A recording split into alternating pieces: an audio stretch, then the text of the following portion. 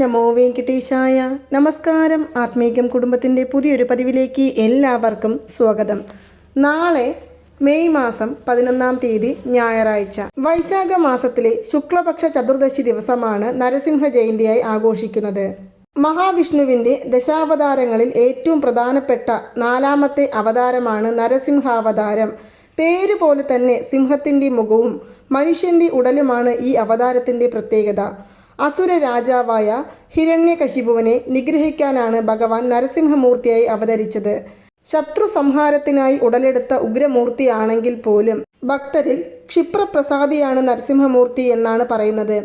പ്രഹ്ലാദന്റെ വിളി കേട്ട് നിമിഷം തന്നെ തൂൺ പിളർന്ന് നരസിംഹമൂർത്തി പ്രത്യക്ഷനായി. ഭഗവാനെ നിത്യേന ഭക്തിയോടെ സ്മരിച്ചാൽ ശത്രുനാശം, ആരോഗ്യം, രോഗശാന്തി, പാപനാശം എന്നിവയാണ് ഫലങ്ങൾ. ഒരു ദിവസം, അതായത് ഈ നരസിംഹ ജയന്തി ദിവസത്തിൽ മാത്രം നമ്മൾ ഭഗവാനെ വഴിപാട് ചെയ്തു പ്രാർത്ഥിച്ചു വരുന്നതിനേക്കാൾ ഏറ്റവും ഉത്തമം ഈ കാലഘട്ടത്തിൽ നമ്മൾ അനുഭവിക്കുന്ന എല്ലാ വിഷമങ്ങൾക്കുമുള്ള ഒരു പരിഹാരം കണ്ടെത്തി തരുവാൻ സാധിക്കുന്നത് നരസിംഹമൂർത്തിയുടെ വഴിപാടിലൂടെയാണ്.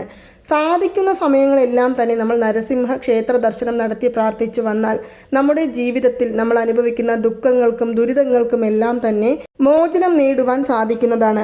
മാത്രമല്ല, ഈ ദിവസത്തിൽ ലക്ഷ്മി നരസിംഹമൂർത്തിയെ പ്രാർത്ഥിക്കുന്നത് സാമ്പത്തികപരമായ ബുദ്ധിമുട്ടുകൾ അനുഭവിക്കുന്നവർക്ക് അതിൽ നിന്ന് മോചനം നേടുവാനും, നമ്മുടെ കടം പ്രശ്നങ്ങളിൽ നിന്ന് മോചനം നേടുവാനും, കഷ്ടപ്പാടുകളിൽ നിന്ന് മോചനം നേടുവാനും, അതുപോലെ തന്നെ ദാമ്പത്യ ഐക്യത്തിനായും നമുക്ക് ഈ ദിവസങ്ങളിൽ വഴിപാട് ചെയ്ത് പ്രാർത്ഥിച്ചു വരാവുന്നതാണ്. നമ്മൾ നിത്യേന പ്രാർത്ഥിക്കാൻ സാധിക്കുന്നില്ല, നാളെയെങ്കിലും ഞങ്ങൾക്ക് ഭഗവാന്റെ അനുഗ്രഹത്തിനായി ചൊല്ലേണ്ട മന്ത്രം ഏതാണ്, എങ്ങനെയാണ് മാഡം വഴിപാട് ചെയ്യേണ്ടത് എന്ന് ചോദിക്കുന്നവർക്കായി നാളെ വൈകുന്നേരം, അതായത് നമ്മുടെ വീടിനടുത്ത് ക്ഷേത്രമുണ്ടെങ്കിൽ അവിടെ ചെന്ന് 9 നെയ്ദീപം തെളിയിച്ച് പ്രാർത്ഥിച്ച് വരാവുന്നതാണ്. ഇനി അഥവാ നമ്മുടെ വീടിനടുത്ത് ക്ഷേത്രമില്ല മാഡം, ഞങ്ങൾ വീട്ടിൽ തന്നെ വഴിപാട് ചെയ്തോട്ടെ എന്ന് ചോദിക്കുകയാണെങ്കിൽ നമ്മൾ മഹാവിഷ്ണുവിൻ്റെ പടത്തിനു താഴെ ഒരു നെയ്ദീപം തെളിയിക്കുക. കൂടാതെ തുളസി മാല ചാർത്തി പാനകം നൈവേദ്യമായിട്ട് സമർപ്പിക്കുവാൻ സാധിക്കുന്നവരാണെങ്കിൽ പാനകം വയ്ക്കുക. പാനകം എന്ന് പറയുന്നത് നമുക്കറിയാം, അത് എങ്ങനെയാണ് ഉണ്ടാക്കേണ്ടത് എന്നതിനെക്കുറിച്ചുള്ള നേരത്തെ ഒരു വീഡിയോ പറഞ്ഞിട്ടുണ്ട്. അപ്പോൾ അത് നമുക്ക് നൈവേദ്യമായിട്ട് വെക്കാം.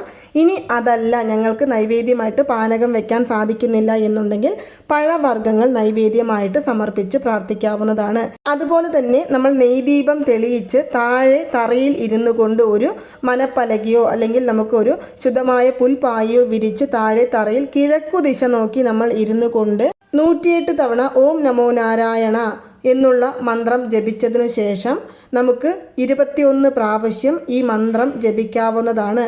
ത്രിസന്ധ്യാ സമയത്താണ് ഈ മന്ത്രം ജപിക്കേണ്ടത്. ഇനി നിങ്ങൾക്ക് താല്പര്യമുണ്ടെങ്കിൽ 36 തവണയോ 108 തവണയോ ഈ മന്ത്രം ചൊല്ലാവുന്നതാണ്. മന്ത്രം ഇതാണ്: ഉഗ്രം വീരം മഹാവിഷ്ണും ജ്വലന്തം സർവതോമുഖം നൃസിംഹം ഭീഷണം ഭദ്രം മൃത്യും നമാമ്യഹം. ഈ മന്ത്രം നമ്മൾ നാളെ മാത്രമല്ല നിത്യവും നമ്മൾ സന്ധ്യാസമയത്ത് ദീപം തെളിയിച്ച് പ്രാർത്ഥിച്ചു വന്നാൽ നമ്മുടെ ജീവിതത്തിലെ കഷ്ടപ്പാടുകൾ മാറിക്കിട്ടും. ശത്രുനാശം, ധനലബ്ധി, വിദ്യാപുരോഗതി, മക്കളുടെ ഉയർച്ച തുടങ്ങിയ അനേകായിരം ഫലങ്ങളാണ് നമ്മുടെ ജീവിതത്തിലേക്ക് വന്നു ചേരുവാനായിട്ട് പോകുന്നത്. നമ്മൾ ഏതു കാര്യങ്ങൾ മനസ്സിൽ കരുതിക്കൊണ്ടാണോ ഈ മന്ത്രം ചൊല്ലുന്നത്, ആ കാര്യം ഭഗവാൻ നിറവേറ്റി തരും എന്നതിൽ യാതൊരു വിധത്തിലുള്ള സംശയവും വേണ്ട.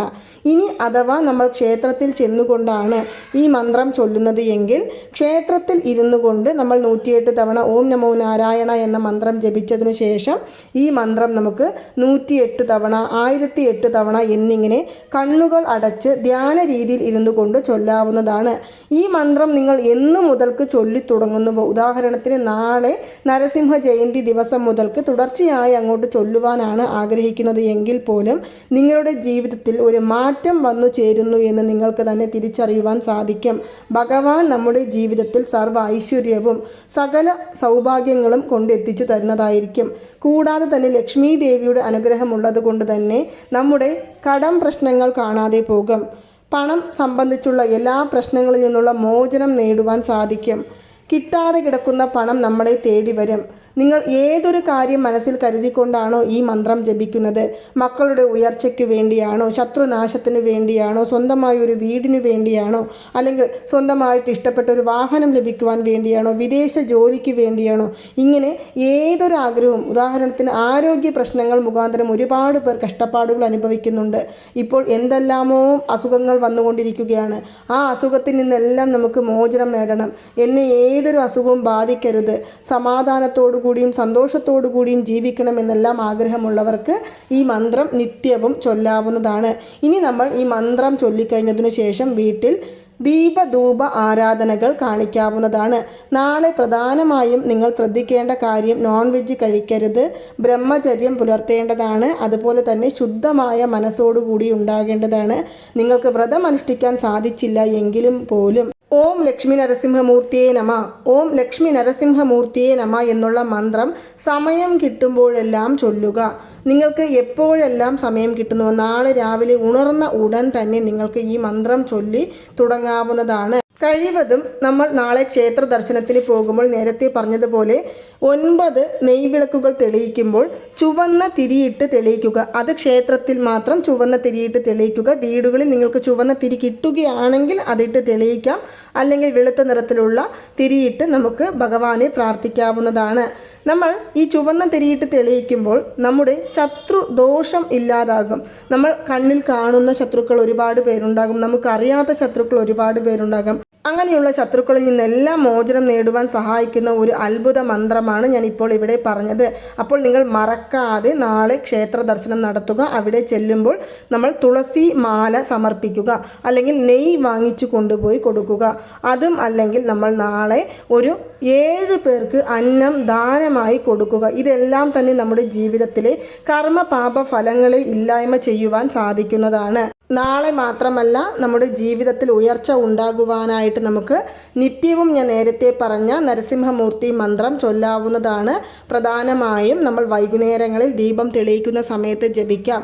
ഇനി അഥവാ നമുക്ക് രാവിലെയാണ് സമയം കിട്ടുന്നത് ദീപം തെളിയിക്കുവാനായിട്ട്, വൈകുന്നേരം ഞങ്ങൾ ജോലിക്ക് പോകണം മാഡം എന്ന് പറയുന്നവരാണെങ്കിൽ ഓം ലക്ഷ്മി നരസിംഹമൂർത്തിയെ നമ എന്നുള്ള മന്ത്രം നമുക്ക് 108 തവണ ചൊല്ലി പ്രാർത്ഥിക്കാവുന്നതാണ്.